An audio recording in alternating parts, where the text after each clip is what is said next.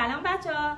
لیفت ابرو چند تا نکته کلیدی داره که میخوام اینجا تو این ویدیو بهتون بگم. لیفت ابروت عالی شده ولی بالای ابروت یه حالت وزی داره. به دلیل اینه که پرزای بالای ابرو چون نازک‌ترن وقت مواد گذاری شما اونا رو پاک نکردین و باعث شده که سریع آسیب ببینید. هر مواد لیفتی که تهیه می‌کنی چه فروشنده بگه چه روی مواد نوشته باشه که چه تایمی داره، مثلا برای ابروهای نازک نوشته باشه که 10 تا 15 دقیقه، شما 2 دقیقه قبل از اون 10 دقیقه ابرو رو چک کنید. اگه لیفت شده بود مواد رو بردارید. یا برای ابروهایی که ضخیمن 15 دقیقه زده بود، شما به 12 دقیقه که رسید مواد رو چک کنید. اگه لیفت شده بود بردارین تا ابروها آسیب نبینه. اگه لیفت ابروی بدون چسب انجام میدی، ابروی مشتری ضخیمه و فکر میکنی که سخت حالت میگیره، مواد تو دوباره شارژ کن. یعنی چی؟